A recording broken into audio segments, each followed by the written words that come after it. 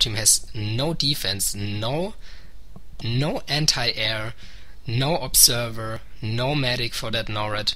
So in an expert game, we can see here lockdown available. In an expert game, you would immediately see quite some wraiths coming for that Norad if you're able to excuse me if you're able to defend that Norad well, they would most probably also try to go for lockdown and stuff like that. And I think, yeah, also there you can see absolutely no expert here. Already 200 energy for the vessel, and he didn't use it. So yeah, he should if he could also do a lucky shot between the Nexus and the Norad and try to kill energy of the Norad and the shield of the Nexus. And yeah, well, and the bottom team also should start attacking the Nexus shield. Unfortunately, yeah, well, okay, they have the vessel, so they see the lurkers, but anyway, they kind of get slaughtered. And now the EMP, he shot the EMP. I don't know what happened.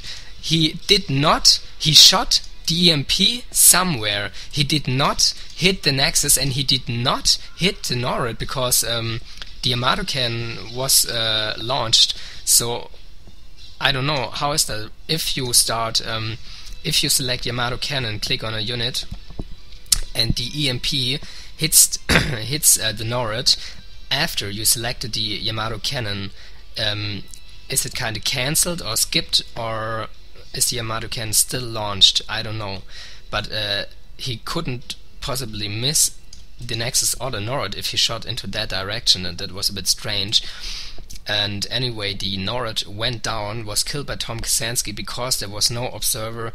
And yeah, well, Red is now kinda unfortunately locked with two Dragoons. Vessel's still around, so these raids will bring a lot of points for the bottom team. Yeah, Red really has has to die in a situation like that. That is a hard push with the detector, so even lurkers won't help too much. They could go, I don't know, for Zealots and Storm, and or I don't know. You can see, yeah, well, actually worked quite well. Oh, focus the Dragoons should focus the vessel here.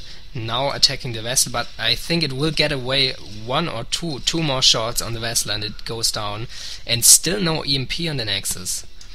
And Lurker got irradiated. Also interesting usage here. The vessel has some protection in form of that Tom Kasansky, but anyway, this is like 2 shots by a Wraith.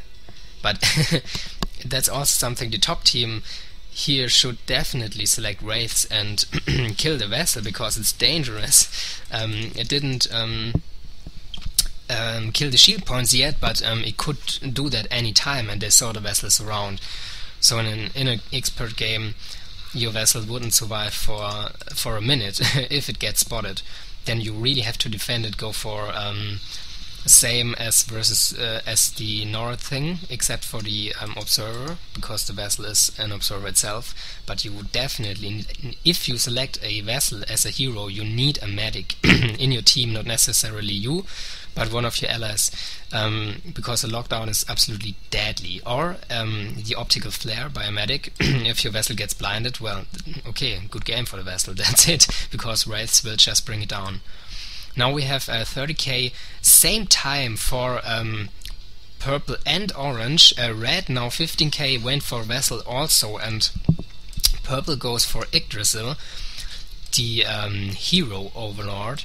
So they have double detectors here. Even if the vessel gets killed, they still have a detector around. And also in a game where you do not have experts playing, it's like they forget to have a look at the scoreboard here. And in an expert game, the players would always go like, okay, 30k for the bottom team. Yeah, we have to scout for the heroes. We have to know what's going on. Or it's like even better. Who was it? Red could have even killed both heroes of purple and orange using the kill hero selector. Now let's see. Yeah, okay, Tom Kasansky is bringing down the dropships. And oh, Kerrigan, by the way, didn't mention that yet. Kerrigan as a 30k hero for for orange. So yeah, well, it actually looks quite well for the bottom team because they are leading absolutely clearly, but they didn't even use the EMP full energy for the vessel. You usually would start to go, I don't know, fly like this, or maybe from here and just shoot the EMP on the nexus. So yeah, because if the vessel dies now, it didn't do too much. And yeah, if you have the chance, why not killing the shield? As it's part of the game to kill the shield and then the nexus health points. Kerrigan looks like she accidentally ensnared the Yggdrasil. So this one would definitely being hunted down by wraiths. Let's see, this is a High Templar for purple, and here a last Dark Templar for red. Now suiciding. Yeah, quickly suicide that observer too. And the vessel of red also untouched, also able to shoot the EMP, but he could do some really nice move if you have the time. He's actually moving the vessel, but it is visible here in the zone. The fog of war is only covering the arena, not the 4 zones. So bottom team should know about the vessel now if they are paying attention. So this Tom Kasansky would have yeah, quite some fun just flying here and starting to attack the vessel. Okay, now let's see. We could see some webs here, but I think, yeah, now the Tom Kasansky will definitely kill that vessel. The Corsairs are not casting any disruption web on the Dragoons. They do, I think, 5 or 6 damage. Vessel just died. 6 damage for a Corsair, and Yggdrasil has 6 damage itself, so yep, 1 damage for the Corsairs versus Yggdrasil. No way. With 1000 health points. Yeah, now let's see. Another vessel for blue that's also... Yeah, okay, I mean, they just lost their vessel, and now he's using irradiation and will immediately lose the vessel again. I think... Yeah, okay, no, the Dragoons actually do not kill it themselves, but yeah, Tom Kasansky kills the second vessel. That was an unlucky timing here. Without air support or without domination at your own spawn area, you should not go for a hero which is vulnerable to anti-air units. Okay, that hero was kind of wasted, but yeah.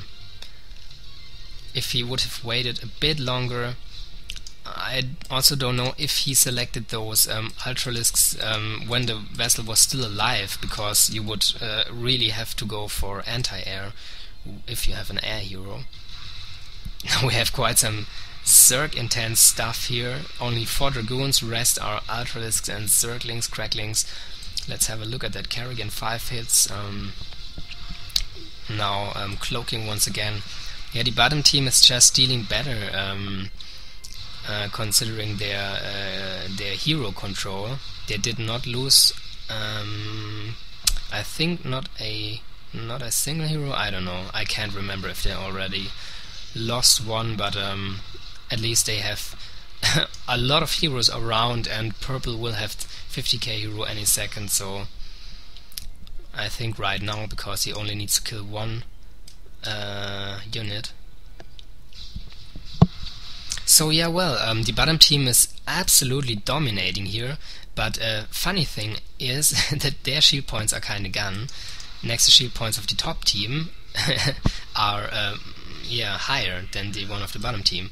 Now we have the 50k hero for purple, and he with the vessel and the EMP he kinda has to go for Phoenix or Infested and try to bring the Nexus down.